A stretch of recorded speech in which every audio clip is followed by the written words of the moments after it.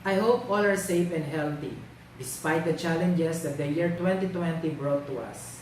I'm Mr. Omar Bernal, a Procurement Management Officer under the Marketing and Sales Division of the Procurement Service-DBM. For today, I would like to introduce the first agenda of today's Virtual Client Connection, a PS-DBM online learning engagement activity for this year 2020. The procurement service has been the central procuring arm of the government for the past 42 years. Per letter of instruction number 755, the executive order number 359, and other executive issuances, PS has been aggregating the requirements of the whole of government for commonly required items and has generated tremendous savings for the government as it continues to buy supplies, materials, equipment in economic lot sizes at low prices. Through the years, it has also actively taken on the role of procurement agent to buy the unique requirements and even the big ticket items of agencies, to name a few, such as the PNP, DND, DOTR, DepEd, and the DOH. But every year, one of the major challenges of PS is how to fully serve the demands of government offices across the country. The directives of the DBM, through its circulars and memorandums that have been issued, helps PS to address the challenges in projecting the quantity for its procurement. One directive is the Memorandum Circular number 2020-1 that was issued by the Interagency Task Force for the grant of performance-based bonus for the year 2020. Under the General Administration and Support Services Target, or the 5.6.d of this memorandum, is the submission of the Annual Procurement Plan for Common Supplies and Equipment, or the APP-CSE. Take note that the submission of the APP-CSE is now a criteria for the grant of performance-based bonus. So why to submit the APP-CSE? Aside from the criteria, the APP-CSE is one of the budget execution document from which was being submitted for congressional review to serve as a basis for the Annual General Appropriations Act, or the GAA. It is used by the DBM to facilitate the prompt implementation of government programs and projects through the timely release of funds and for the conduct of early procurement activities for all government agencies. Also, per RA 9184, or the Government Procurement Reform Act, the agency shall not undertake any procurement unless an APP, whether common use or non-common, has been prepared, approved, and signed by the head of the agencies.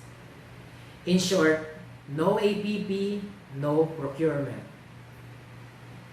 Aside from this, the submission of APP-CSE is also a significant document for PS every year.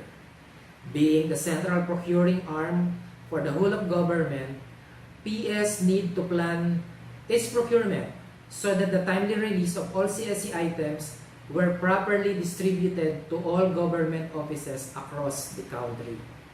If all agencies comply with this DBM issuance, all can assure that stockouts will be a thing of the past, as PS will be able to project and plan the procurement of CSEs more accurately. You will all, therefore, get the supplies that you want, and inventories will be available all the time. And to highlight more of the importance of submission, the following are the primary concerns of the PS. Number 1, monitoring of agency compliance.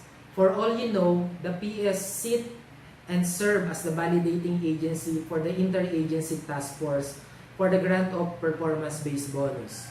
Every year, since the inclusion of the submission of APP-CSE in the criteria, PS submits the list of agency who complied for a given deadline. Well, it is set in the memorandum circular issued yearly. And in the report, the technical working group of the IATF checks the performance of an agency about their compliance in the timely submission of their procurement activities through this document. The second is through the aggregation of demand. More importantly, PS consolidates all the demands of all the agencies, and the consolidated report is served as the basis of the projection of PS for its procurement for the next fiscal year. In this way, the PS manages to project the quantity and the number of supplies and materials needed by the government. Well, of course, this is intended for the day-to-day operations. And to add, all the data that PS gathered is also used in the conduct of feasibility study on what commonly required items will fit for the consumption of the whole of government. The third one is more on the streamlining of processes. As you notice, every year, a new process and steps were being introduced to all procuring entities with regards to the submission of APP-CSE. In recent years, PS introduced online submission to facilitate the easy aggregation of demand for the whole of government. From the downloading, uploading, and submission, all processes were already automated. Thus, the submission of the hard copy is no longer valid and cannot be used as proof of compliance, but the approved and the signed copy shall be submitted to the Department of Budget and Management as part of the requirements of all budget execution documents and for appropriations. I hope that it is clear to everyone that the basis of compliance will be through the generated report upon online submission. Then the last one is the timeliness of delivery. For logistics, the data gathered from the aggregated report help the PS to project the volume of CSE items that need to be shipped out from the main warehouse. And of course, it will be transported later to all of its regional depots or sub-depots in a given schedule, considering the mode of transportation to be used, specifically for the areas like Visayas and Mindanao.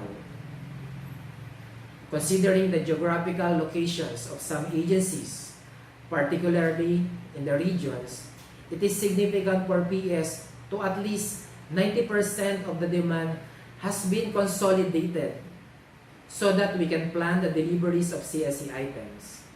With poor demand projection, there is also a poor allocation of supplies.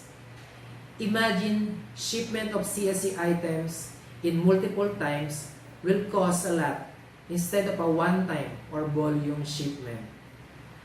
But if we have accurate data, we can assure the efficient deliveries of CSE because PS can anticipate the volume of supplies that need to be shipped out, whether it is for monthly or quarterly requirements. Where to submit? As I mentioned a while ago, that the submission is through the online facility. Section 8.2.4.1 of the revised implementing rules and regulation of RA 9184 directs the procuring entity and allows the ordering of common use items online through the use of virtual store feature of PhilJeps. Also, Section 4 of GPPB Resolution 20-2018 states that all agencies are mandated to fully use the PhilJeps for the procurement of CSEs through its virtual store features following the Section 8 of the revised IRR of RA 9184.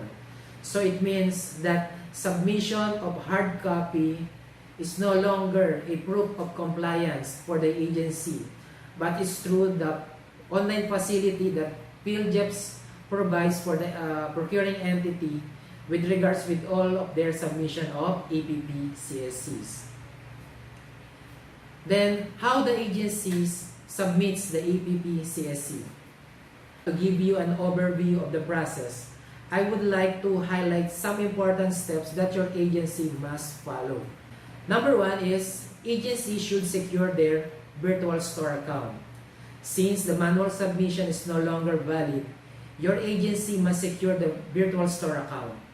In doing so, we strongly advise that you should utilize your PhilJEPS account. If your agency does not register in the PhilJEPS, there is no way that you can gain access to the virtual store facility. Number 2, download the prescribed template. As part of the planned procurement of PS, every year, PS proposes CSE items to the Government Procurement Policy Board, and the latter approves what CSE items that an agency can procure directly to PS. This is based on the study made by PS on what CSE items need not be procured and what new items should be included in its catalog for next year. If an agency did not refer to the prescribed template, there will be a problem in the uploading because the VS facility will not accept any format unless prescribed by the procurement service. Then the third that you should keep in mind is that to upload the signed and approved APP-CSE. Although the Excel file format is the only file acceptable for uploading, it is strongly recommended that the submission is always based on the approved and signed APP-CSE. The agency can also use the template to monitor all of its procurement, whether monthly, quarterly, or for the year's requirement. They can also use it as a basis for their next procurement, for which item will be categorized as fast-moving, moderate, slow-moving, and take control of the procurement timelines. In order to end my presentation, I would like to reiterate again the deadline of submission. Anyway, it is set in the MC or the Memorandum Circular 2020-1 that the agency shall submit their APP-CSE 2021 on or before December 15, 2020.